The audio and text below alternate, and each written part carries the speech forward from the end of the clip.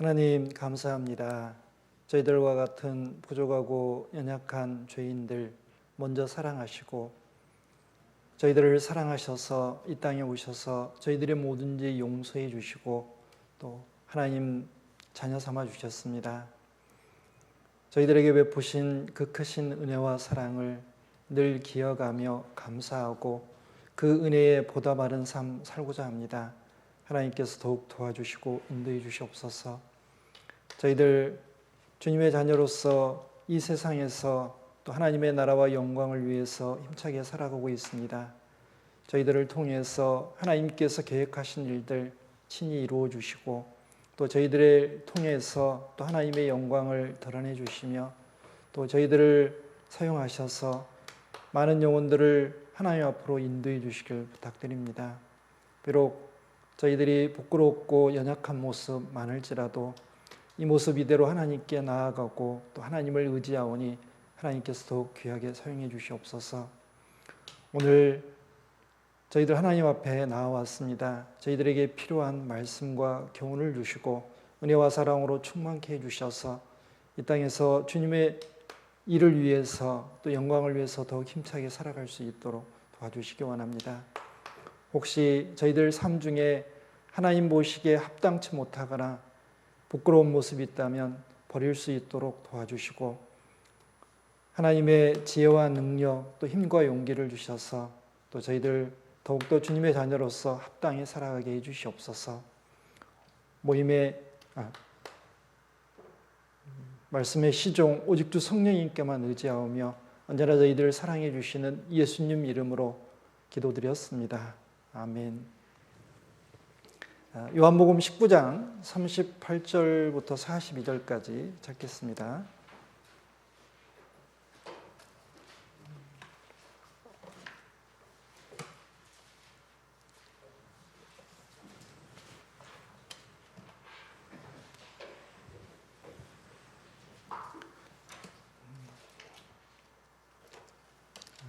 요한복음 19장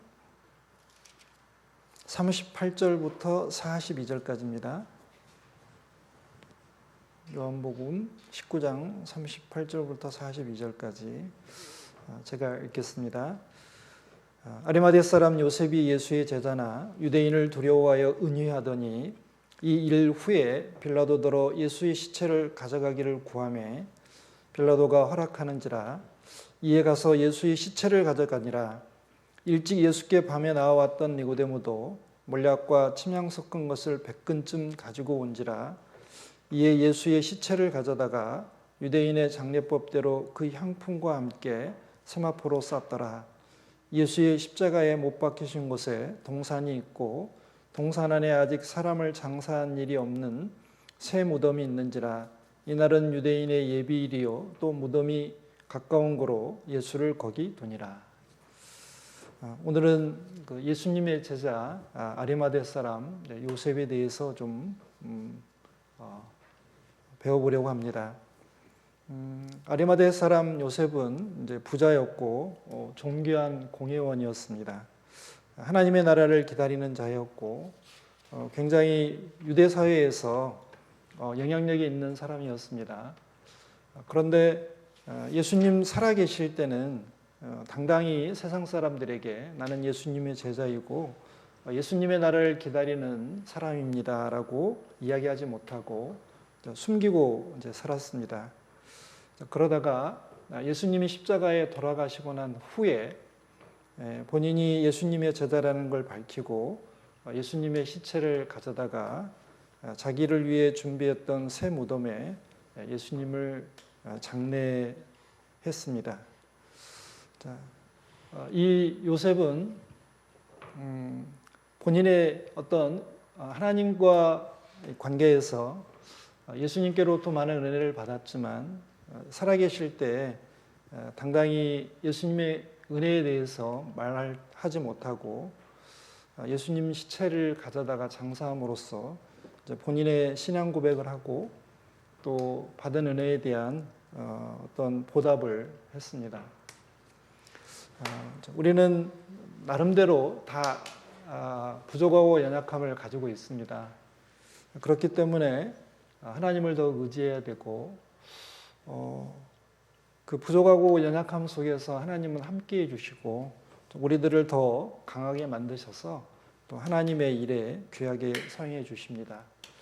자, 우리는 연약하면 연약한 대로, 부족하면 부족한 대로 하나님 앞에 나아가서 하나님께 뭔가를 구하고 또 하나님께 받아서 이제 생활을 해야 될 줄 압니다. 아리마대 사람 요셉의 이런 삶을 보고 우리가 많은 교훈을 얻을 수 있을 것 같습니다. 그래서 아리마대 사람 요셉에 대해서 좀 배워보도록 하겠습니다. 이 아리마대라는 곳은 사무엘의 고향인 에브라임 산지 라마다임 소빔에 있었습니다. 정확한 위치는 알려지지 않았지만 대체로 예루살렘 북서쪽 32km 지점에 있는 요즘 렌티스 지방이라고 합니다. 굉장히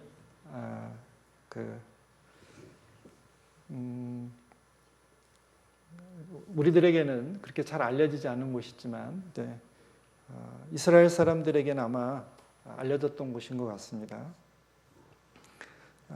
이 아리마대 사람 요셉은 예수님께 이제 은혜를 받았습니다. 성경에는 나와 있지 않았지만 아마 예수님을 개인적으로 만난 적도 있을 것 같고 그분의 말씀을 들으면서 그분이 이스라엘 사람들이 그렇게 오랫동안 고대하던 이제 구세주라는 것도 알았을 거라고 생각합니다. 이제 요셉에 대한 표현을 한번 성경에서 찾아보겠습니다. 마태복음 27장 57절에는 아리마대 부자 요셉이라고 되어 있습니다. 이 사람은 부자였습니다. 그도 예수의 제자라 그랬습니다. 예수님의 제자였습니다. 제자라는 것은 깊은 스승과 깊은 관계를 맺은 사람입니다. 우리가 알고 지내는 사람, 친구, 그 이상의 의미를 제자라는 이 단어가 가지고 있습니다. 이 사람은 존귀한 공회원이었습니다. 하나님의 나라를 기다리는 사람이었고, 그리고 성경의 표현에는 이 사람은 선하고 의롭다라고 되어 있습니다. 그리고 예수님을 죽이려는 어떤 결의와 행사에 가하다, 옳다라고 하지 않았습니다. 여기 존귀한 공회원이라고 되어 있는데 이제 이 공회원을 잠깐 살펴보면 이 산헤드린 공회를 말하고 유대인의 최고 기관이었습니다. BC 3세기경에 시작되었고 유대인의 최고 기관이었습니다. 총 71명으로 구성이 되어 있는데 제사장, 이제 사두개인들이라고 하죠. 그 다음에 바리새인, 서기관들입니다. 그리고 장로들, 이제 족장을 얘기합니다. 총 71명으로 구성되어 있고 대부분 의장은 대제사장이 맡았다고 합니다. 그리고 이 산헤드린 공회는 유대의 최고 기관인 것처럼 유대 민족을 통치를 했습니다. 이 산헤드린 공회에는 종교, 사법, 행정적인 기능이 있었는데 종교적인 기능으로는 유대인 전체를 관리했고 정치적으로는 치안 유지를 위해 경찰권과 사법권까지 행사를 했습니다. 사형 선고를 할 수는 있었지만 집행은 로마 정부의 비준을 받아야만 할 수 있었습니다. 그리고 행정기능으로는 특별히 이제 세금을 걷는 일을 하고 있었습니다. 우리 아시죠? 그 세리마테 그리고 삭개오, 로마 제국에서 각 식민지 국가들에게 총독을 임명하고 그리고 그 총독은 지방관이나 성읍의 원로들에게 세금 징수 권한을 이제 위임을 했습니다.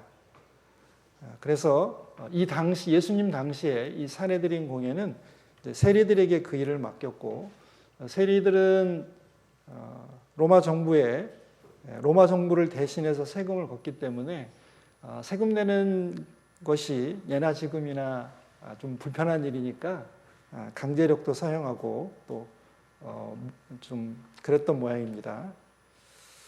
자, 이 산헤드린 공회, 이제 우리로 말하면 아마 국회의원 신분 정도 되는 것 같습니다. 자, 그리고 이 사람은 선하고 의로운 사람이었습니다. 아마 이 사람의 삶이 하나님 앞에 말과 행동이 올바르고 그리고 굉장히 착한 사람이었던 것 같습니다. 그런데 진정으로 선하고 의로운 사람은 이제 구원받은 사람들입니다. 예수님 피로 구원받고 예수님 안에서 의롭다 하심 받고 또 예수님 안에서 순종하고 살아가는 사람들이 의롭고 선한 사람입니다. 그리고 이 사람은 저희 행사에 가타하지 아니한 자라 그랬습니다.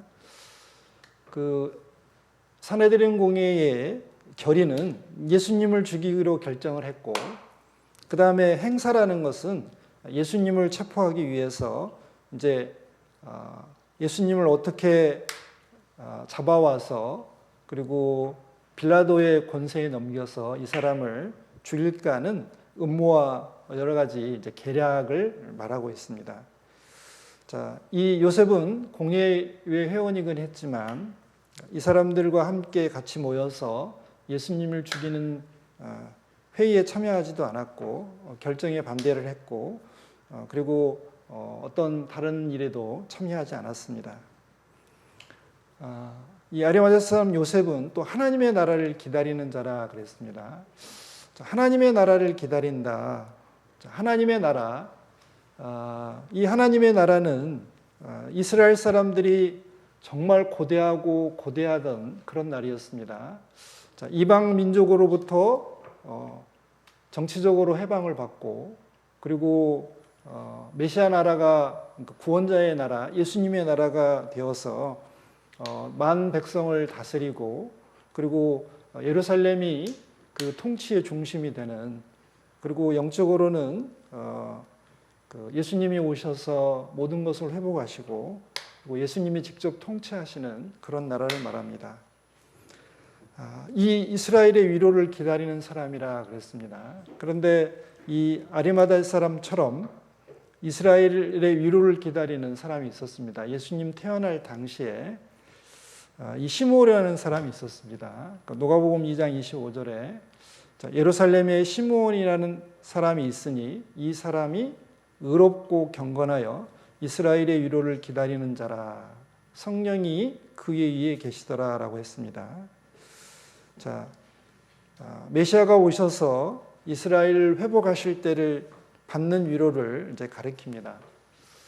자, 말라기 성경 이후로 예수님 오실 때까지 약 400년 동안은 선지자가 없었는데, 자, 이런 오랜 침묵 시대에 살면서도 이 시므온이라는 사람은 예수님이 오시길, 구원자가 오시기를 기다렸고 끈기 있게 그 믿음을 버리지 않고 소유하고 있었습니다.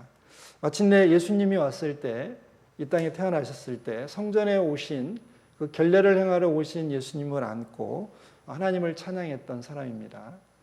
그런 것처럼 이 아리마대 사람 요셉도 하나님의 나라를 기다렸습니다.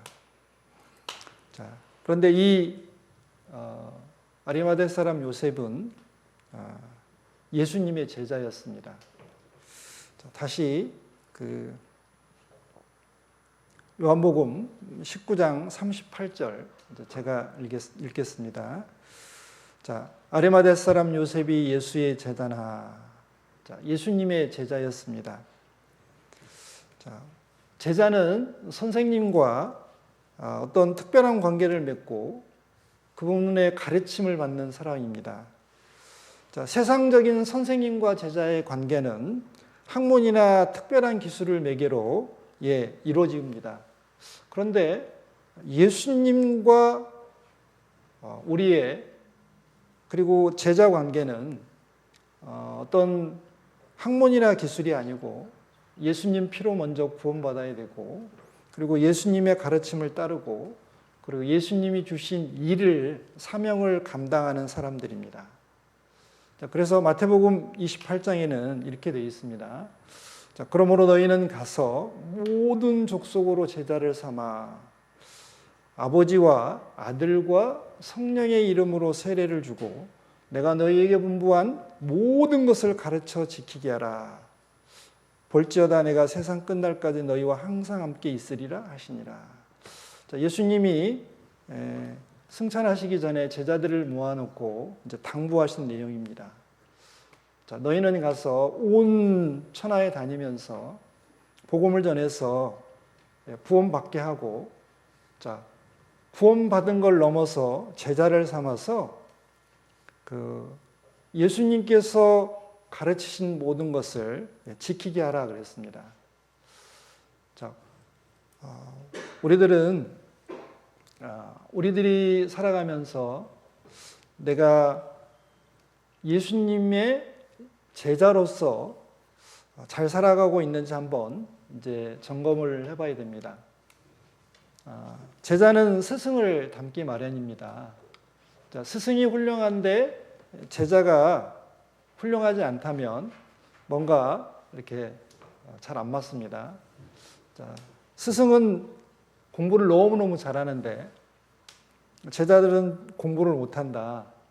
그러면 선생님에게 문제가 있든지 제자들에게 문제가 있든지 이제 둘 중에 하나죠. 자, 제자들은 선생님의 어떤 학문을 전달받는 것뿐만 아니라 대부분 삶도 본받습니다. 또 구원받은 사람들은 구원받으면서 하나님의 자녀가 될 뿐만 아니라 또 주님의 제자가 되어야 됩니다. 구원을 받았다는 것하고 제자가 된다는 것하고는 좀 많이 다릅니다. 구원받는 것은 복음의 말씀을 듣고 깨달았고 그냥 믿음으로 값없이 되어지는 겁니다. 그런데 제자라는 것은 그냥 깨달아서만 되는 게 아니고 시간을 보내면서 노력한 만큼 선생님을 닮아가고 또 선생님이 가르쳐 주신 말을 잘 행하게 됩니다. 자, 예수님의 제자가 된다는 것은 자신을 구원해 주신 주님을 배우고 따르고 섬기고 또 순종하는 삶을 말합니다. 자, 예수님이 택하신 12 사도만 예수님의 제자가 아니고 구원받은 그리스도인들은 모두 다 예수님의 제자라는 것을 우리는 명심해야 됩니다. 주님은 구원받은 사람들이 주님의 제자로서 이 땅에 살아가면서 또 하나님께 합당하고 영광을 돌리기를 진정으로 원하십니다. 마땅히 어떻게 행해야 될 것을 배우고 그것에 순종하지 않으면 우리는 구원받은 사람으로서는 합당하지만 제자로서는 합당하지 않은 실격자가 될 수도 있습니다. 자, 주님의 제자는 주님의 말씀 안에 거하는 사람들입니다. 우리는 주님의 제자로서 말씀에 벗어나지 않는 삶, 그리고 하나님의 말씀대로 순종하는 삶, 이게 꼭 필요한 거죠. 그러면 주님의 제자라는 것이 어떤 사람들인가 잠시 한번 좀 누가복음 14장을 통해서 살펴보겠습니다. 자, 누가복음 14장에는 주님의 제자가 되는 사람들은 이런 마음가짐을 가져야 된다라고 이제 말씀하십니다. 자, 25절에 허다한 무리가 함께 갈새 예수께서 돌이키사 이르시되 물은 내게 오는 자가 자기 부모와 처자와 형제와 자매와 및 자기 목숨까지 미워하지 아니하면 너희 나의 제자가 되지 못하고 누구든지 자기 십자가를 지고 나를 좇지 않는 자도 너희 나의 제자가 되지 못하리라. 이와 같이 너희 중에 누구든지 자기의 모든 소유를 버리지 아니하면 너희 내 제자가 되지 못하리라. 자, 누가복음 24장 25절부터 27절까지 그리고 33절을 읽었습니다. 자, 주님이 제자가 되려면 일단 각오와 결심이 서야 된다는 겁니다. 자, 이 세상 누구보다도 주님을 사랑하고 주님을 섬길 그리고 주님의 말씀대로 살 각오와 결심을 한 사람들이 그 사람들이 주님의 제자라고 말합니다. 자, 예수님은 말씀하셨습니다. 자기 부모와 처자와 형제와 자매와 자기 목숨까지 미워하지 아니하면 능히 나의 제자가 되지 못한다 그랬습니다. 제자가 된다는 것은 어떤 특권을 누리고 뭔가 많은 것을 즐기는 그런 삶이 아닙니다. 주님의 제자는 사랑하는 가족보다도 자기 목숨보다도 더 주님을 사랑하며 그분을 좇을 각오를 한 사람들이라고 말씀하십니다. 그리고 주님이 지신 그 십자가를 지고 골고다 언덕까지 좇을 각오를 한 사람들이 주님의 제자라고 말합니다. 또 자기 모든 소유를 주님과 주님의 영광을 위해서, 그 나라 확장을 위해서, 그리고 주님이 하라고 하신 일을 감당하기 위해서 모든 소유를 사용하는 사람이라고 얘기합니다. 자, 이런 각오와 결심이 서지 않으면 우리는 주님을 따르기가 쉽지 않습니다. 때로는 좋은 환경에서 그리고 내가 원하는 대로 삶이 이루어지면 우리는 주님을 좇을 수 있습니다. 그런데 불리한 상황이 되거나 여러 가지 고난과 어려움이 되면 우리는 물러가려고 합니다. 가족이 위기에 처하거나 자기 목숨이 위협받거나 그리고 내게 손해가 오거나 내가 고통과 슬픔이 찾아오면 이 길을 계속 가야 되나라고, 그리고 내가 이렇게 되겠다는 내가 정말 망하겠구나, 죽겠구나 하고 겁을 먹고 두려움을 가지고 물러가려는 마음이 있습니다. 각오와 결심을 한 사람은 주님을 좇을 수 있지만 각오하지 않은 사람, 마음을 풀어놓은 사람은 절대 주님을 쫓아갈 수 없습니다. 그리고 두 번째, 주님의 제자가 되려는 사람의 마음가짐 두 번째는 계획과 준비를 해야 된다는 겁니다. 28절부터 제가 읽겠습니다. 너희 중에 누가 망대를 세우고자 할진대 자기의 가진 것이 준공하기까지에 족할는지 먼저 앉아 그 비용을 예산하지 아니하겠느냐. 자, 그렇게 아니하여 그 기초만 쌓고 능히 이루지 못하면 보는 자가 다 비웃어 가로되 이 사람이 역사를 시작하고 능히 이루지 못하였다 하리라. 또 어느 임금이 다른 임금과 싸우러 갈 때에 먼저 앉아 1만으로서 저 2만을 가지고 오는 자를 대적할 수 있을까 헤아리지 아니하겠느냐. 만일 못할 터이면 저가 아직 멀리 있을 동안에 사신을 보내어 화친을 청할지니라. 자, 누가복음 14장 28절부터 32절까지를 읽었습니다. 자, 너희 중에 누가 망대를 세우고자 할지면, 자, 이 망대는 이제 성 안에서 적이 쳐들어오는지 안 들어오는지 감시하기 위해서 세우는 겁니다. 자, 망대를 세울 때 이 망대가 도대체 비용은 얼마나 들고 기간은 얼마나 걸리고 그리고 사람은 얼마나 많이 동원해야 되는지 예산을 충분히 세워야 되잖아요. 전쟁하러 나가는 임금님이 그 적의 수요를 파악하고 그리고 내가 가지고 있는 병력이 저 쳐들어오는 적군하고 싸워서 이길 수 있는지, 만약에 이길 수 없다면 뭔가 화친의 방법을 청하든지 뭔가 다른 방법을 찾아야 되잖아요. 자, 우리가 주님의 제자가 되려면 마치 이와 같이 예산도 세워야 되고 그리고 내 가지고 있는 어떤 소유가 무엇인지도 헤아려 보고 그리고 주님의 제자로서의 삶을 살아가는데 이것을 어떻게 사용해야 될지 구체적으로 계획과 준비를 해야 된다는 겁니다. 자, 우리 신앙의 예산과 비용이라는 게 있습니다. 자, 신앙의 비용, 내가 그리스도인으로서 살아가면서 치러야 될 어떤 물질이나 시간이나 이런 것들입니다. 우리가 연필을 한 자루 사면은 내가 필요하니까 어떤 비용을 지불하게 되죠. 신앙생활 하면서 우리들은 비용이라는 걸 지불합니다. 내가 그리스도인이기 때문에 마땅히 이 세상 살아가면서 사용하는 시간과 물질이라는 게 틀림없이 있습니다. 또 예산도 있습니다. 내가 장차 누구를 전도하러 간다. 내가 하나님의 말씀에 순종하고 사는데 이런 어려움이 예상이 된다.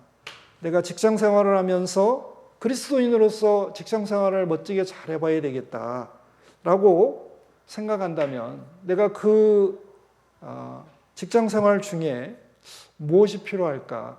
그럼 어떻게 살아야 될까?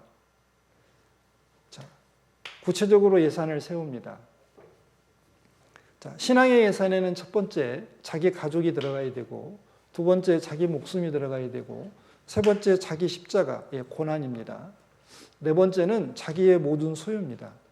자, 이것을 주님을 따르는 신앙의 예산에 넣고 그 다음에 준비하고 있어야 됩니다. 준비하지 않으면 우리는 주님께서 그것을 달라고 하실 때 드릴 수 없거나 사용할 수 없습니다. 그리고 세 번째는 주님의 제자가 되려는 사람의 마음가짐, 세 번째는 수고와 희생입니다. 자, 34절에 소금이 좋은 것이나 소금도 만일 그 맛을 잃었으면 무엇으로 짜게 하리요? 땅에도 거름에도 쓸데없어 내어버리느니라. 들을 귀 있는 자든 들을지어다 하시니라. 자, 맛을 잃은 소금은 어떤 소금일까요?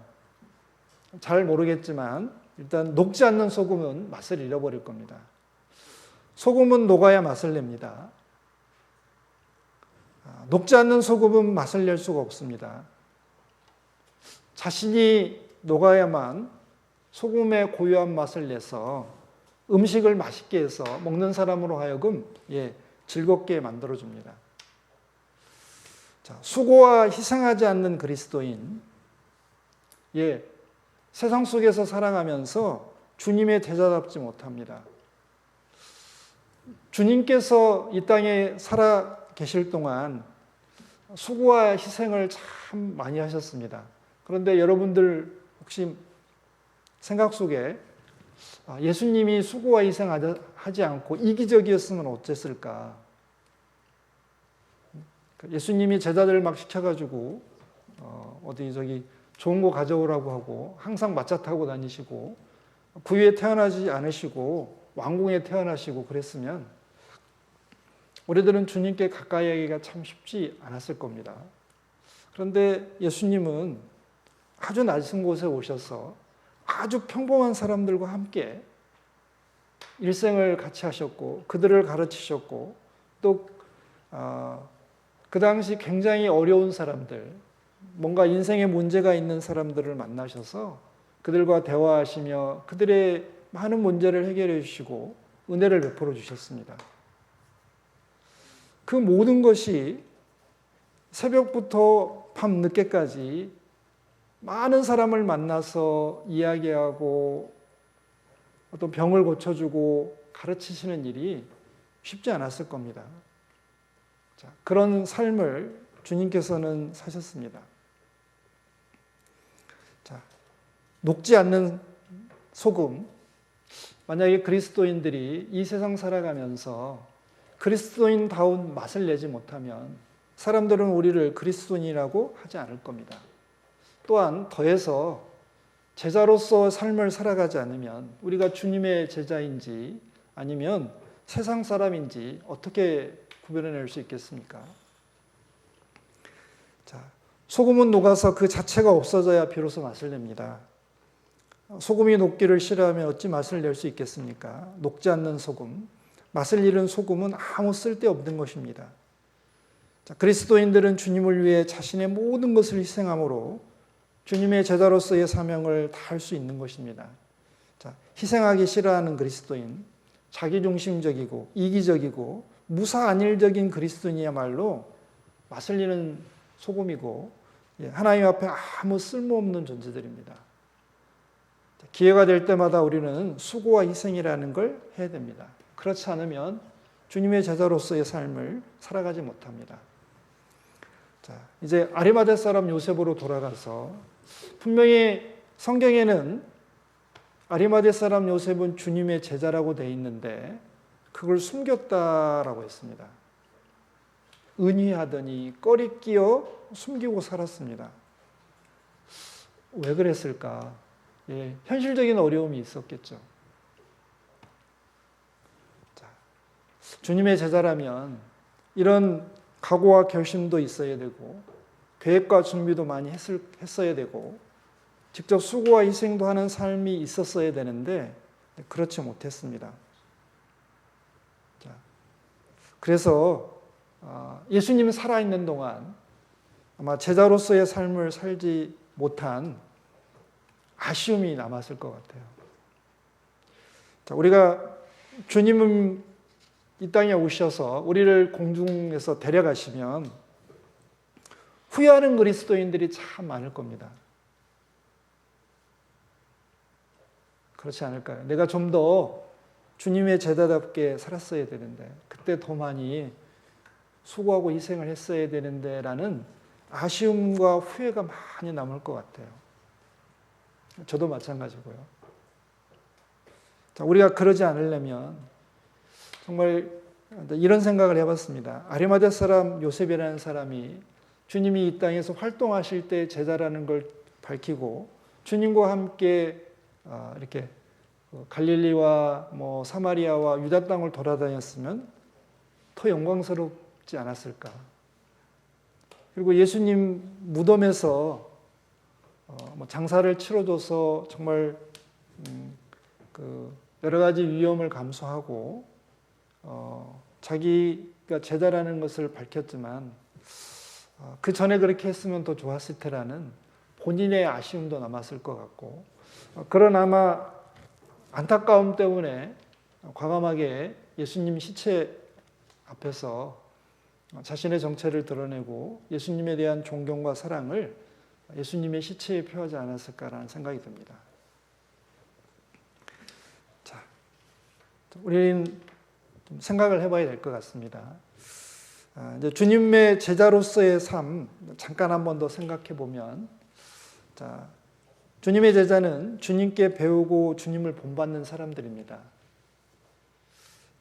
이제 이런 생각을 해봤습니다. 나는 주님의 제자요라고 생각하는 것하고 남들이 당신은 정말 주님의 제자답습니다라는 거하고 좀 다르잖아요. 어떻습니까? 우리 형제자매님들은 내 주변에 있는 모든 사람들이 당신은 정말 그리스도인 맞습니다. 당신을 보면 하나님의 향기를 맡을 수 있습니다. 당신을 보니까 하나님은 정말 좋으신 분이군요. 당신을 보니까 하나님을 믿으면 정말 행복해지겠군요. 라고 얘기하는 여러분들의 주변에 구원받지 않은 가족과 친척과 이웃들이 있으신가요?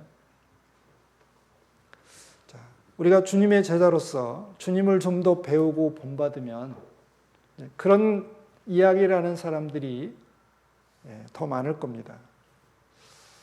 자, 우리는 그리스도인으로서 이 세상의 빛과 소금으로 살아가고 있습니다. 자, 이 세상이 폐역하고 굉장히 더럽습니다. 쉽게 말하면 어두움이 가득 차 있습니다. 그런데 어두울수록 밤하늘의 별은 더욱 빛나게 되어 있습니다. 주님의 제자로서 합당하게 살아가는 사람들이라면 이 악하고 음란한 세대에서 더욱더 빛이 될 거고, 세상 사람들은 그 빛에 모여들어서 소망을 찾을 겁니다.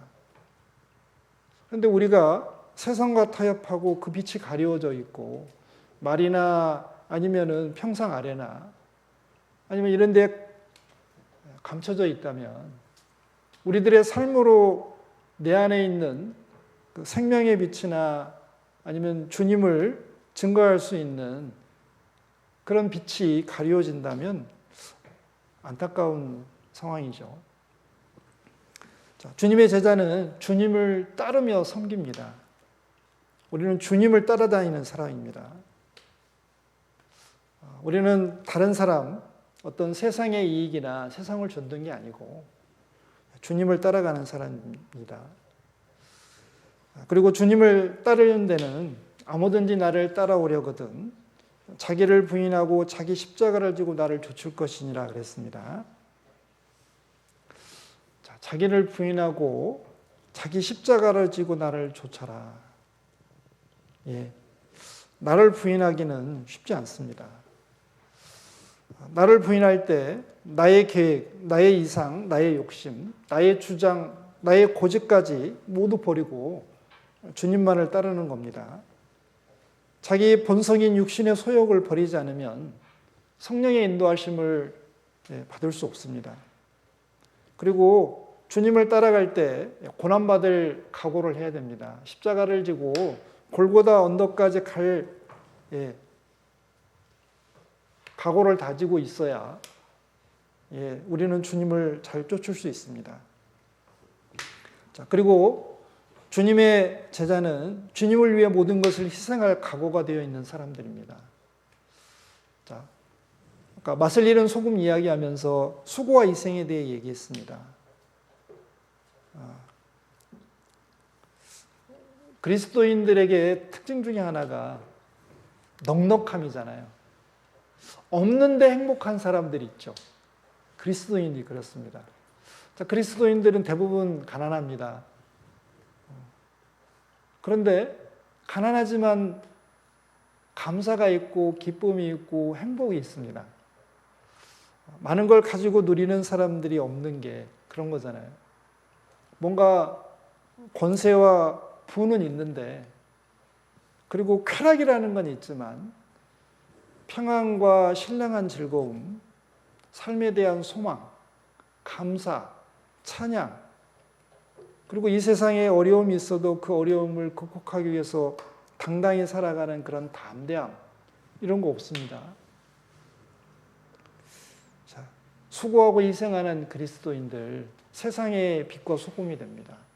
왜 당신은 가난한데 그렇게 수고하고 희생하며 삽니까? 우리는 가지고 누리기도 바쁘고, 그렇게 살아도 행복하지 않은데 당신 그렇게 수고하고 희생하면서 어떻게 이렇게 살 수 있습니까? 라고 물어보겠죠. 우리 그리스도인들은 뭔가를 주는 사람, 베푸는 사람, 그리고 뭔가 수고하는 사람, 그래서 가장 더러운 곳에서 청소하는 사람, 그리고 뭔가 자꾸 서비스를 하려고 하는 사람, 그런 사람들이겠죠. 그리고 주님의 제자는 주님과 운명과 고락을 함께하는 사람입니다. 주님께서 핍박을 받았으면 제자들도 함께 핍박을 받고, 주님이 영광을 받으면 제자들도 함께 영광을 받습니다. 주님이 환영받는 곳에서 제자도 환영을 받을 거고, 주님이 배척받는 곳에서 제자도 배척을 받게 되겠죠. 우리는 이 세상에 살면서 이 세상이 예수님이 십자가에 못 박힌 곳이라는 걸 잘 알고 있습니다. 그렇다면 어느 정도 우리도 주님이 받았던 핍박과 배척을 각오해야 되겠죠. 그런 사람들에게는 환난과 고난이 문제가 되지 않을 겁니다. 우리는 주님과 동고동락하는 그런 삶의 목적을 가진 사람들입니다. 주님이 가시는 곳에 나도 가고, 주님이 머무르시는 곳에 나도 머물고, 주님이 바라보는 곳을 내가 바라보고, 주님이 바라보지 않는 곳을 내가 안 바라보는 겁니다. 그 사람이 주님과 운명을 같이 하는 사람들입니다. 주님이 목숨을 버린 것이 있다면 우리도 똑같이 주님이 목숨 버린 곳에 목숨을 버릴 각오를 하고 그렇게 행해야 되겠죠. 주님이 가장 사랑한 것은 사람의 영혼이었습니다. 자기가 죽기까지 사랑해서 살리고 싶었던 영혼들, 우리 주변에 그런 사람들이 참 많이 있습니다. 우리가 주님과 운명을 같이 한다면 그 영혼들을 위해서 수고하고 희생하는 것도 맞는 것 같습니다. 그리고 주님의 제자라면 주님의 명령을 잘 준행하는 사람들이겠죠. 하나님의 말씀을 이제 준행하지 않으면서 나는 주님의 제자라고 하는 것은 말이 안 맞는 것 같습니다. 순종하는 사람, 그 사람이 주님의 제자가 맞는 것 같습니다. 자, 그러면 우리는 모든 면에서 정말 주님의 제자다운가 한번 스스로 물어보고 답해야 될 겁니다. 내가 가정에 있을 때나 아니면 직장에 있을 때나 학교에 있을 때나 교회에 있을 때나 내가 어느 시간 어느 곳에 있든지 나는 주님의 제자다운가. 나는 주님의 인격과 삶을 담고 있는가? 마음과 태도는 어떤가? 그리고 나의 문제에 대한 어떤 선택과 결정, 그에 따른 말과 행동이 전부 예수님처럼 하는가? 또 다른 사람들도 그렇게 인정하고 있는가? 자, 이건 다른 문제잖아요. 아까 잠깐 말씀드린 것처럼 주변에 있는 사람이 우리를 이렇게 이야기해 주면 우리는 잘 살아가고 있는 겁니다. 당신 예수에 미쳤군요. 당신 예수쟁인데? 당신은 참 바보 같군요. 그렇게 살아서 어떻게 살아갑니까? 당신은 도대체 무슨 재미로 이 땅에 살아가십니까? 일요일날 맨날 교회 가가지고 말씀 듣고 교제한다고 그러는데 그게 그렇게 재밌습니까? 네, 재밌습니다. 자, 주변에 있는 사람들이 그렇게 얘기한다면 우리가 제자로서의 삶을 잘 살아가고 있는 겁니다. 자, 우리 이제 요한복음 19장 38절 제가 한번 다시 읽어보겠습니다.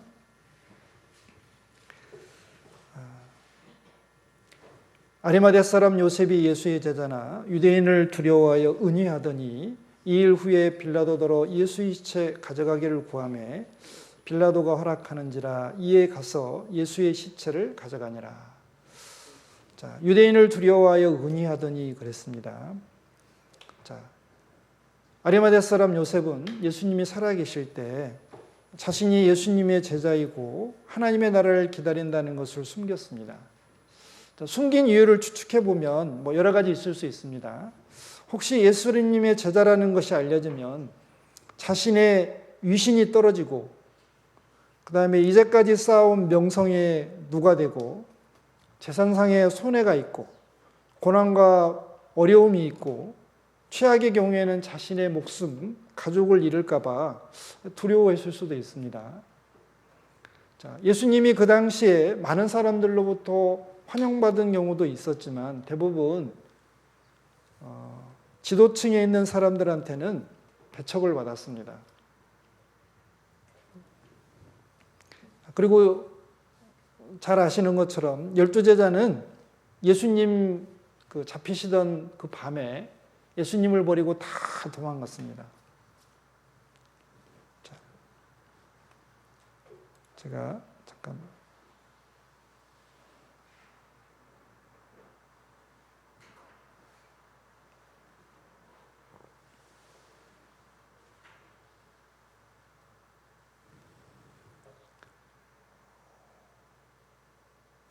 죄송합니다. 잘 안 보입니다. 익숙치 않아가지고.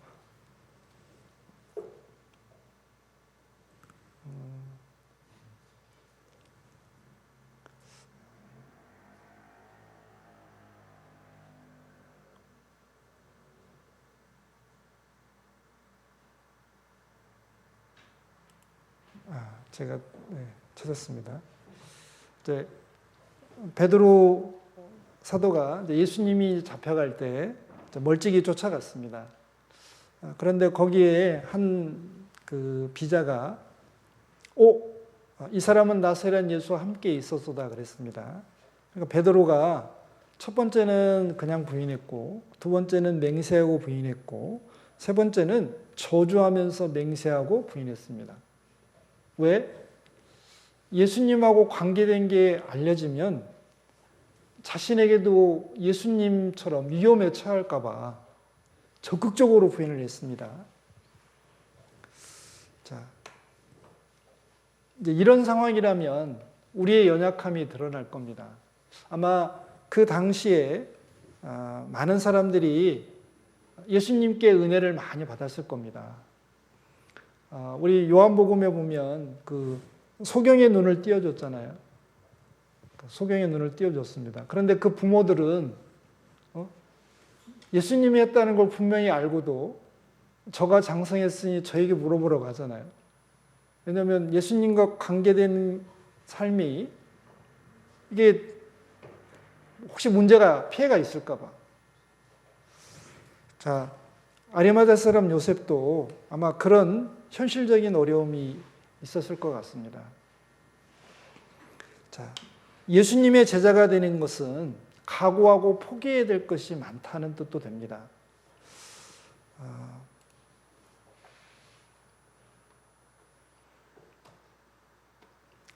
마태복음 19장 27절인데요.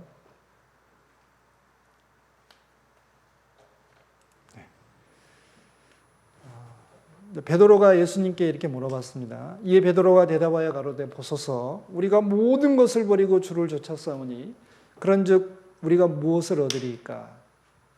자, 이것은 베드로 사도가 우리는 모든 것을 주님께 걸었습니다. 우리 인생을 주님께 걸었기 때문에 우리가 무엇을 얻을 수 있습니까? 라고 물어보는 겁니다. 자, 그런데 이 말에는 우리가 모든 걸 버렸습니다. 배도 버리고 그 부모님도 버리고 가족도 버렸습니다. 근데 버렸는데 우리에게 보상이 있어야 되지 않습니까? 라고 지금 얘기하는 겁니다. 우리가 주님의 제자가 된다는 것은 뒤집어 보면 영광스럽기도 하지만 이 세상에서는 포기해야 될 게 참 많은 겁니다.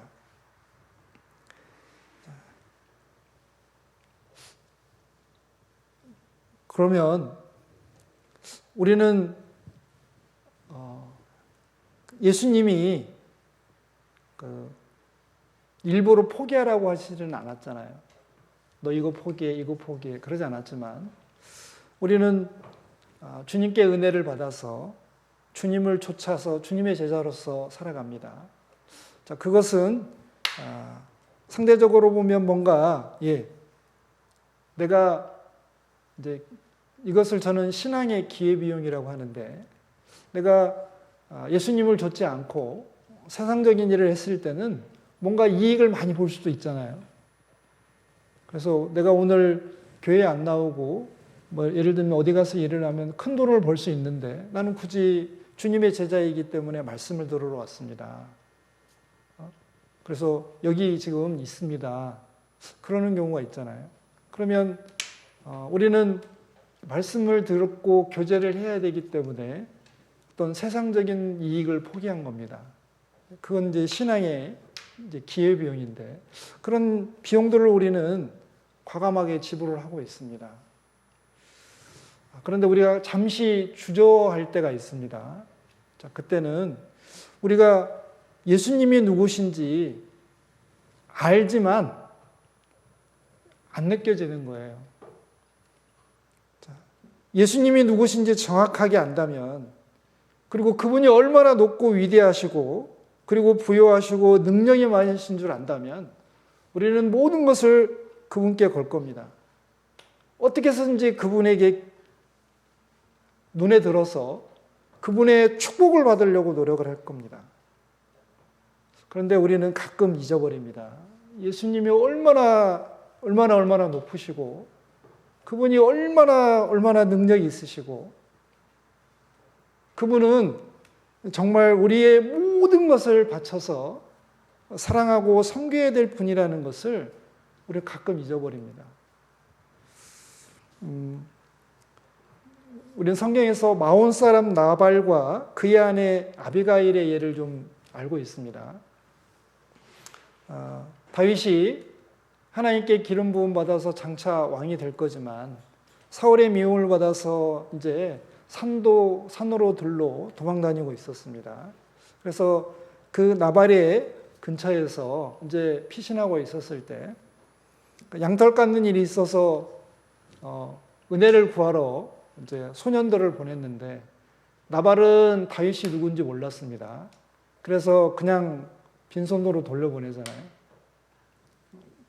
다윗이 화가 나서 이제 그 집을 이렇게 벌을 주러 내려오죠. 그런데 그의 아내 아비가일은 정말 지혜로운 여인이었습니다. 다윗이 누군지를 알았습니다. 그래서 급히 일어나서 이렇게 뭐 선물을 준비해가지고 죽이러 오는 다윗과 그 은혜를 구하러 가는 아비가일을 만나서 이제 그 사람이 죽는 일은 벌어지지 않았습니다. 극명하잖아요. 남편 나발은 다윗이 얼마나 대단한 사람인지 하나님의 약속이 있고 장차 이 나라를 통치할 왕이 된다는 것을 몰랐던 사람이고 아비가일은 알았습니다. 이 두 사람의 운명을 잘 알잖아요. 나발은 망했고 아비가일은 다윗의 아내가 되었습니다. 하물며 다윗과 연결되는 것도 왕비가 되는 그런 영광이 있다면 우리가 주님과 연결에 대해서 주님의 제자로서 살아가는 것이 얼마나 영광스러운 건지 우리는 헤아릴 수 없을 겁니다. 우리는 어쨌거나 주님과 함께 모여야 되고 그리고 주님이 계신 곳에 나아가야 되고 주님께서 원하시는 삶에 우리의 모든 것을 걸어야 됩니다. 자, 우리는 연약함 때문에 우리도 세상 속에 살아가면서 아리마대 사람 요셉처럼 예수님의 제자라는 것을 숨기고 살 때는 있지 않은지요. 자, 마태복음 10장에는 이렇게 되어 있습니다. 자, 누구든지 사람 앞에서 나를 시인하면 나도 하늘에 계신 내 아버지 앞에서 저를 시인할 것이요. 누구든지 사람 앞에서 나를 부인하면 나도 하늘에 계신 내 아버지 앞에서 저를 부인하리라. 자, 예수님이 이 땅에 계실 때 제자들에게 이런 이야기를 하셨습니다. 사람 앞에서 나를 시인하면 하나님 아버지 앞과 천사들 앞에서 저를 시인할 거고 사람 앞에서 나를 부인한다면 나도 하늘에 계신 내 아버지 앞에서 부인할 거다. 자, 우리는 너무 연약하지 않습니까?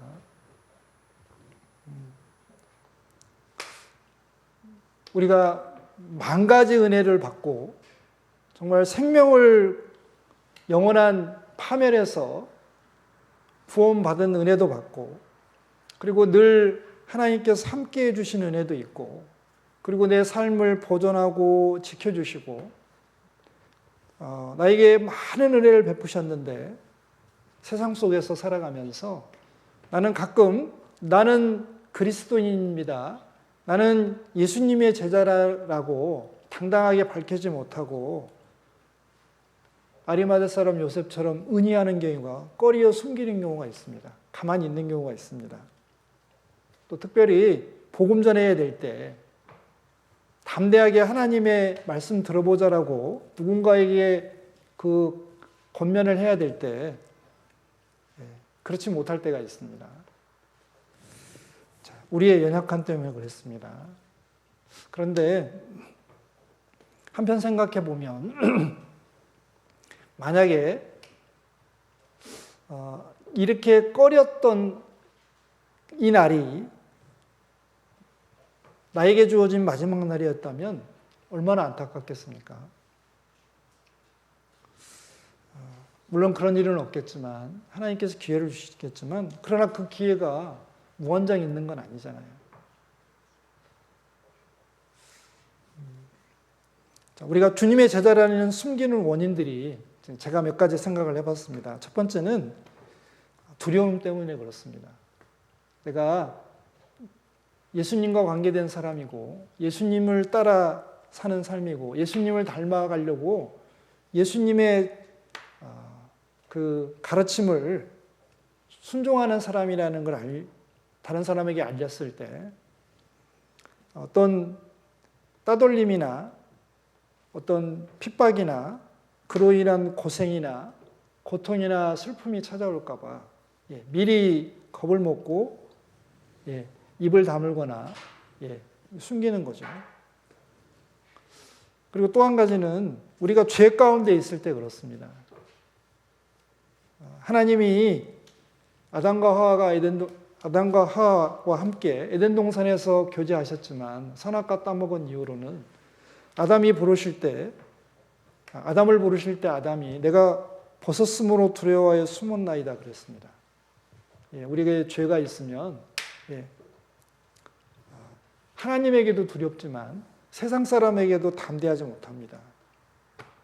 그리고 우리가 불순종하고 있거나 게으르거나 교만 가운데 있으면 담대하지 못합니다.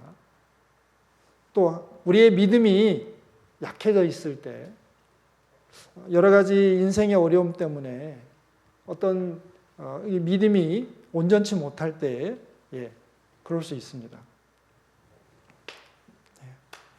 그런데 우리는 이제 좀 당당해져야 될 것 같습니다. 자, 요한복음 19장 38절 제가 다시 읽겠습니다.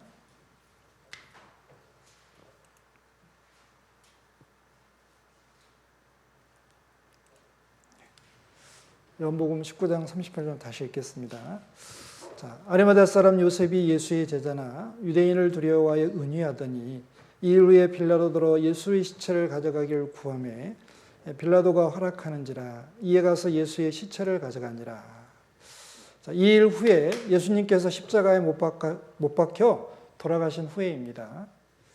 자, 당돌이 빌라도에게 들어가서 예수님의 시체를 달라고 했습니다. 마가복음 15장 43절에 이렇게 되어 있습니다. 제가 좀 보여드리겠습니다.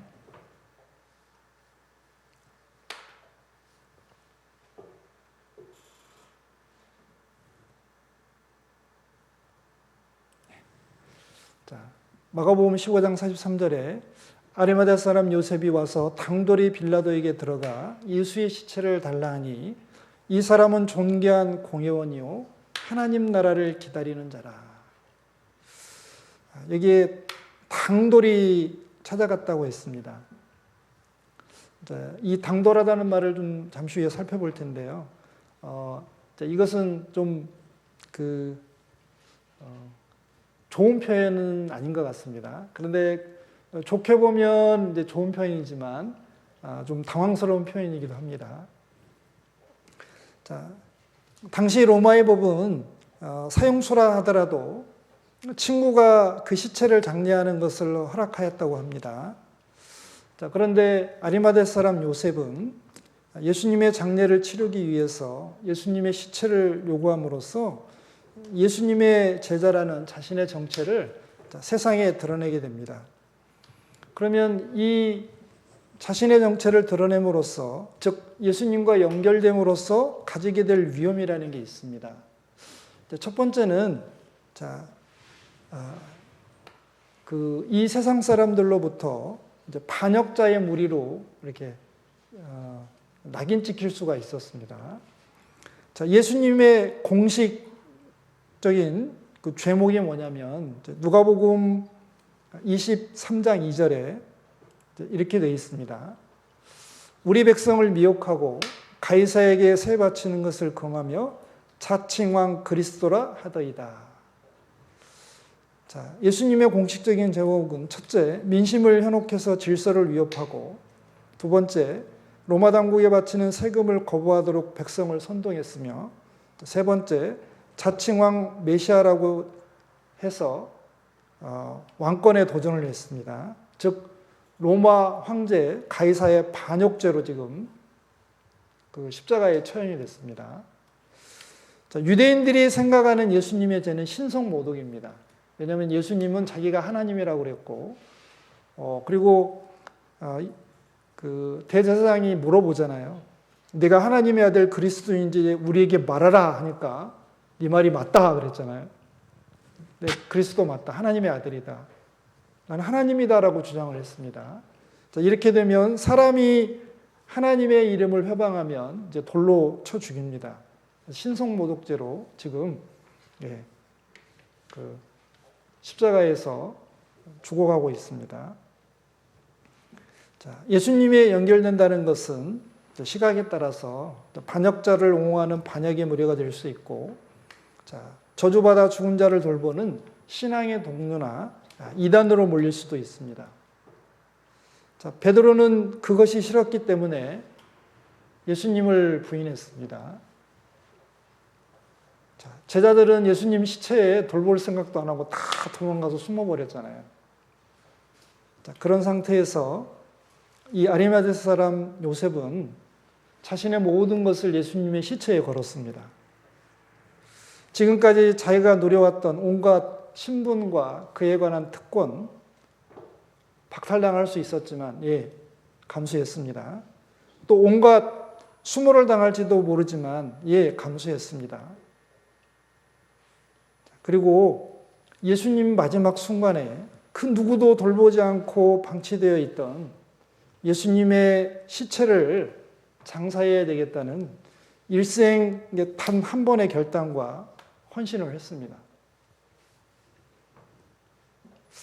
아마 이제 이거를 더 긍정적으로 해석하면 이 아리마다스 사람 요셉에게 예수님과 함께 죽고 예수님 옆에 장사되고 예수님 부활 때에 함께 부활하고자 하는 어떤 부활의 신앙이 있지 않았나라고 제가 추측을 해봤습니다. 자, 하여간 이거는 굉장히 쉬운 일은 아니었습니다. 그런데 그 뒤에 보면 니고데모도 역시 예수님 시체에 나옵니다. 39절에 요한복음 19장 39절에 보면 일찍 예수께 밤에 나왔던 니고데모도 몰약과 침향 섞은 것을 100근쯤 가지고 온지라. 이에 예수의 시체를 가져다가 유대인의 장례법대로 그 향품과 함께 성화포로 쌌더라. 자, 니고데모가 예수님이 하나님께로부터 온 분이라는 걸 알고 대낮에 찾아가지 못하고 또 그분도 역시 유대인들을 두려워해서 밤에 찾아가서 대화를 나누잖아요. 요한복음 3장에 보면. 자, 그런데 예수님 돌아가신 그 시체에 니고데모가 찾아왔습니다. 자, 니고데모가 여기 많은 향품을 가져왔습니다. 100근쯤 되는데 약 34kg 정도 된대요. 자, 이것은 왕이나 왕족들에게 장사를 치룰 때 쓰는 양이랍니다. 니고데모도 예수님을 자신의 왕으로 지금 장사를 지내고 있습니다. 자, 우리는 예수님 그 시체에 이렇게 당돌함을 표현한 아리마대 사람 요셉과 니고데모를 보고 마음에 깊은 울림을 갖습니다. 나를 사랑해서 죽은 그 예수님, 이제 우리는 부활하신 예수님을 다 알고 있습니다. 그런데 이제 세상 사람들이 볼 때는 그 시체는 아무 역사를 할 수 없잖아요. 그 예수님이 이 땅에 활동하실 때 예수님을 따라가기는 참 쉬웠을 겁니다. 예를 들면 병든 사람을 고쳐주고 줄인 자에게 음식을 막 오병이어 기적을 일으켜서 나눠주실 때, 자, 이럴 때는 누구든지 예수님을 따라갈 때 비난하지 않습니다. 멋지신 분이잖아요. 그리고 그런 능력으로 이스라엘을 로마에서 해방시켜 주시고 그리스도의 나라를 이루어서 자신들을 잘 살게 해줄 거라는 기대도 할 수 있잖아요. 자, 그런데 시체는 그런 걸 해줄 수 없잖아요. 이제 아무것도 해줄 수 없을 것처럼 시체가 되어버린 예수님을 나의 주님으로 고백하고 나는 이분의 제자입니다라는 걸 고백하고 거기에 자신의 모든 것을 감수한다. 쉽지 않을 것 같습니다. 죽어버린 예수님도 나의 주님이어서 그분을 여전히 사랑하고 찬양할 수 있느냐? 어떻습니까? 쉽지 않을 것 같습니다. 예수님이 병을 고쳐주실 때, 먹을 것을 주실 때 예수님을 주님으로 모시고 따르며 감사하는 것은 누구나 할 수 있습니다. 은혜 받았으니까. 자, 그런데 예수님이 차가운 시신이 되어서 아무것도 할 수 없을 것만 같을 때, 무릎을 꿇고 그분을 위해서 울고 그분에게 마지막 존경과 사랑을 장례로 표현할 수 있느냐. 그거는 참 생각해볼 문제 같습니다. 자, 무엇이든지 기도하면 다 들어주실 때는 우리 주님 환영할 수 있잖아요. 그런데 마치 돌아가신 것처럼 아무 기도 응답이 없을 때 계속해서 무릎 꿇고 그분에게 하나님 이걸 해결해 달라고 기도하기 쉽지 않을 것 같습니다. 그런데 한편으로는 하나님이 그 시체가 되어 있는 그 순간이 우리 죄를 다 씻어준 순간이고, 이제 잠시 후에 부활할 거니까 영광스러운 순간이잖아요. 이렇게 달리 생각해 보면, 우리가 기도에 관한 문제일 때, 하나님이 응답 안 하시고 가만히 계실 때, 분명히 들으셨을 텐데, 아무런 응답이 없을 때, 하나님은 우리들에게 뭔가 도와주시고 역사해 주시는, 그리고 하나님의 뜻을 이루시는 그런 순간일 겁니다. 자, 우리는 아무튼 좀 시체의 사랑과 존경을 표현하는 거, 이게 대단히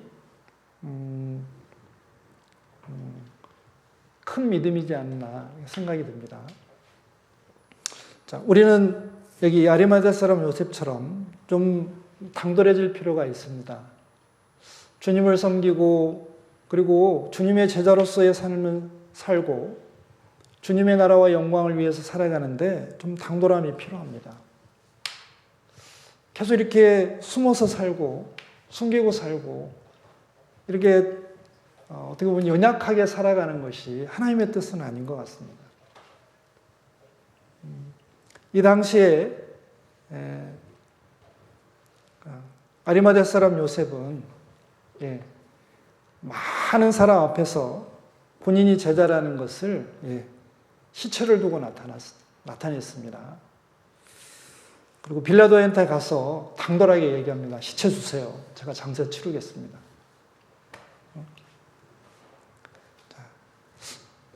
우리도 살아가면서 주님과 관계된 것은 좀 더 담대해질 필요가 있는 것 같아요. 이 당돌함이라는 것을 담대함이라고 생각할 때 우리들이 살아가면서 좀 담대해져야 될 때가 언젠가.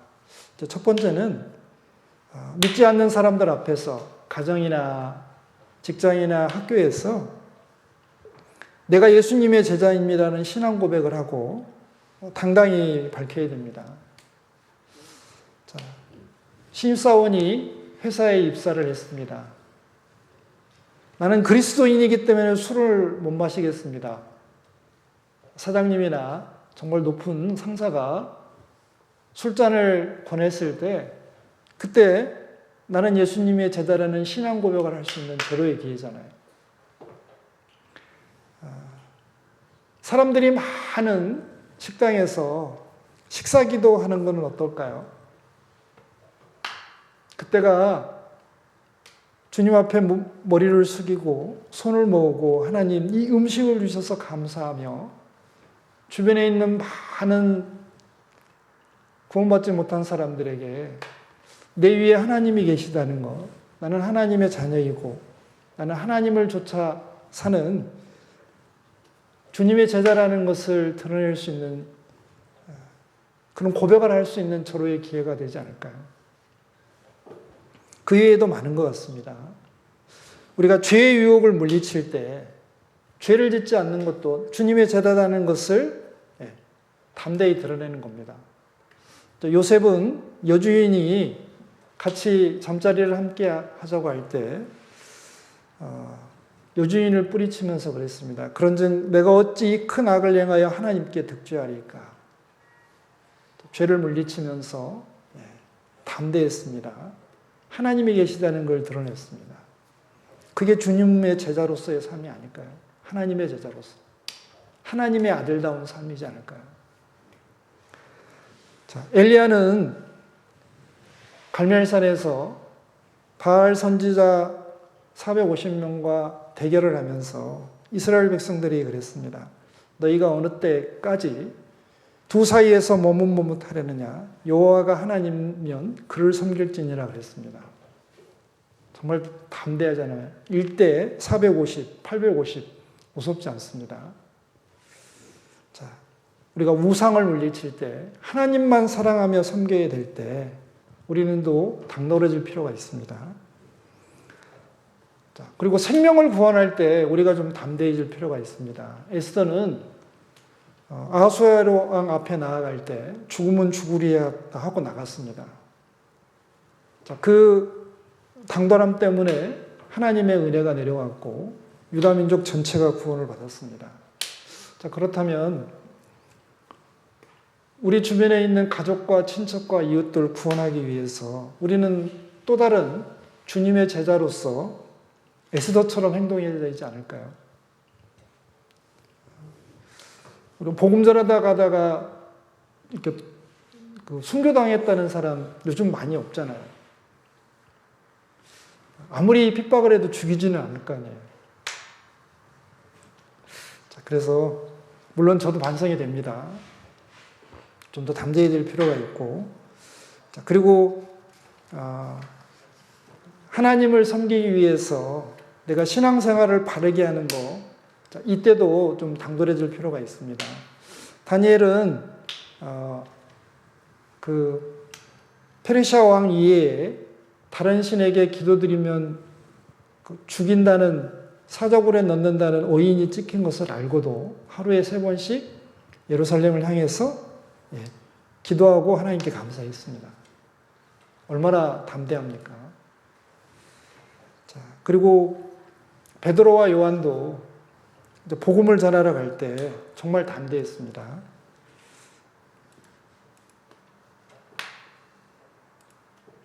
자, 여기 7번에 보면 제자들이 다시는 이 이름으로 백성들에게 전하지 말라고 했을 때 하나님 앞에서 우리 보고 들은 것을 말하지 아니할 수 없다고 담대히 얘기했습니다. 자, 우리는 이렇게 좀 담대해질 필요가 있습니다. 자, 우리 마태복음 27장으로 다시 이제 가보겠습니다. 생각해 볼 게 마지막으로 이걸 좀 생각을 해보고 싶습니다. 자, 마태복음 27장 59절, 60절입니다. 요셉이 시체를 가져다가 정한 세마포에 싸서 바위 속에 판 자기 새 무덤에 넣어두고 큰 돌을 굴려 무덤 문에 놓고 가니. 아리마대 사람 요셉과 니고데모는 자신의 소유로 예수님의 장사를 치렀습니다. 요셉은 정한 세마포와 이제 새 무덤을 예수님께 드렸고, 니고데모는 모략과 침향 섞은 것 100근을 드렸습니다. 자, 예수님의 죽음과 자신을 연결하고 또 그 예수님의 죽음을 기념하려는 많은 사람들이 있습니다.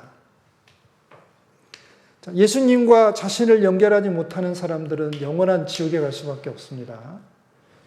예수님의 죽음, 내 죽음, 예수님의 부활, 내 부활. 이게 침례의 의미입니다. 자, 예수님의 죽음이 나의 죄를 용서하기 위함이라는 것을 깨닫는 것이 구원입니다. 자, 예수님은 온 세상 사람을 위해서 죽었습니다. 만민의 죄를 위해서 죽었습니다. 우리의 죄를 위해 죽었습니다. 그런데 내 죄는 용서 안 해줬습니다. 이러면 구원 못 받은 거죠. 그런데 우리 속에, 만민 속에 온 세상 죄에 내 죄도 들어가는 거라고 깨닫는 것이 구원입니다. 예수님의 죽음을 자신과 직접 연결시켰습니다. 자, 예수님 십자가에 못 박혀 돌아가실 때 2명의 강도가 못 박혀 죽어가고 있었습니다. 한 강도는 끝까지 예수님의 죽음과 자신을 연결시키지 않았습니다. 한 강도는 예수여 당신의 나라에 임하실 때 나를 생각하소서라고 예수님께 자신의 영혼을 부탁했습니다. 그 마지막 순간에 그 강도는 구원받고 천국에 들어갔습니다. 예수님의 죽음과 자신을 연결시키면 그 사람은 구원받고 하나님의 자녀가 되고 천국 갈 소망을 가지게 됩니다. 자, 그리고 예수님의 죽음을 기념하는 사람들이 있습니다. 여기 아리마대 사람 요셉과 니고데모는 예수님의 장사를 치르고 예수님의 죽음을 기념하는 사람 중에 한 사람이 되었습니다. 우리 고린도 전서에 보면 11장 보면 침례의 의미, 성찬심의 의미가 나옵니다. 자, 내가 너희에게 전하는 것은 주께 받은 것이니 곧 주 예수께서 잡히시던 밤에 떡을 가지사 축사하시고 떼어 가라사대 이것은 너희를 위하는 내 몸이니 이것을 행하여 나를 기념하라 하시고 식후에 또한 이와 같이 잔을 가지시고 가라사대 이 잔은 내 피로 세운 새 언약이니 이것을 행하여 마실 때마다 나를 기념하라 하셨으니 너희가 이 떡을 먹으며 이 잔을 마실 때마다 주의 죽으심을 오실 때까지 전하는 것이니라. 고린도전서 11장 23절부터 26절까지 읽었습니다. 자, 성찬식의 의미가 잘 알잖아요. 예수님의 죽음을 기념하는 겁니다. 예수님 몸이 찢기신 것은 나를 위해, 내 죄를 위해 예수님의 몸이 찢기신 거고 포도주를 마시면서 예수님의 피의 의미를 기념하는 겁니다. 아, 이 피는, 이 포도주는 예수님이 흘린 피고 이 피가 내 죄를 다 씻어줬다는 거 기념하는 겁니다. 그리고 우리는 성찬식을 되도록이면 자주 가지려고 합니다. 기회가 없어서 못 갖는 거지. 그 성찬식을 가지면서 너무 감사하잖아요. 떡과 포도주가 이렇게 돌아가면서 나는 정말 경건한 마음이 들고 그 포도주를 마시면서 떡을 떼면서 너무 감동이 되잖아요. 나를 위해 십자가에 못 박히신 주님을 그때 기념하게 되고 더욱 감사하게 됩니다. 그리고 새로운 각오와 결심을 하게 되죠. 주님을 위해서 더 열심히 살겠습니다. 성찬식의 또 다른 의미는 주의 죽으심을 오실 때까지 전하는 것이다. 복음 전하는 겁니다. 주님의 죽음을 전하는 겁니다. 주님이 당신을 위해 죽었습니다라는 걸 전하는 겁니다. 지금도 구원받은 사람들은 예수님의 살과 피를 떡과 포도주로 기회가 될 때마다 성찬으로 그리고 전도함으로 기념하게 됩니다. 예수님의 죽음을 기리기 위해서 비용을 치르는 많은 지혜로운 사람들이 있습니다. 하늘의 상급을 쌓는 많은 사람들이 있습니다. 성경에서는 그 사람들을 칭찬하고 있습니다. 구원받은 사람이 받은 은혜가 많습니다. 모든 죄를 영원히 용서받아서 영원한 지옥과 파멸에서 건짐받고 의롭다 하심을 받은 하나님의 아들이 됐고 영원한 천국을 기업으로 약속받고 또 영원한 생명을 얻어서 거기서 살 수 있고 왕같은 제사장으로 영원한 영광을 누리면서 영원한 기쁨과 안식을 누리게 됩니다. 이게 우리에게 주어진 은혜입니다. 그런데 하나님은 우리를 구원하시기 위해서 우리 편에서는 공짜이지만 하나님 편에서는 엄청난 대가를 치르셨습니다.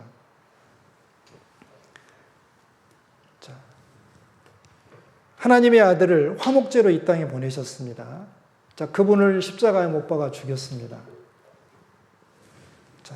자신의 독생자를 기꺼이 죄인들을 위해서 하나님은 십자가에 내어주셨습니다. 그것을 하나님의 사랑이라고 얘기합니다.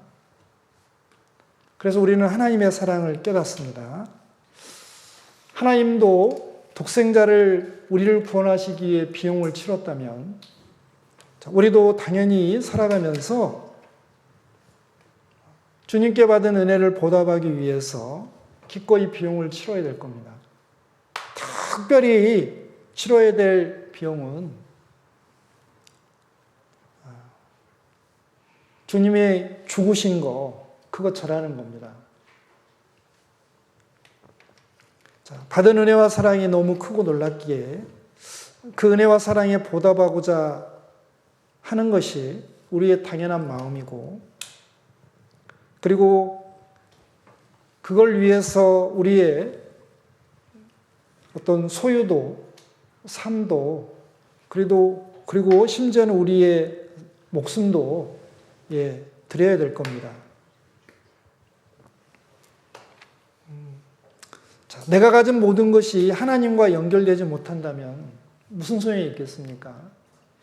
아리마대 사람 요셉이 가졌던 그 부귀, 존귀한 공회원이라는 신분, 그분이 가지고 있는 재물, 지위, 명예, 권세가 예수님의 죽음과 아무 연관이 없었다면 그거 무슨 소용이 있겠습니까?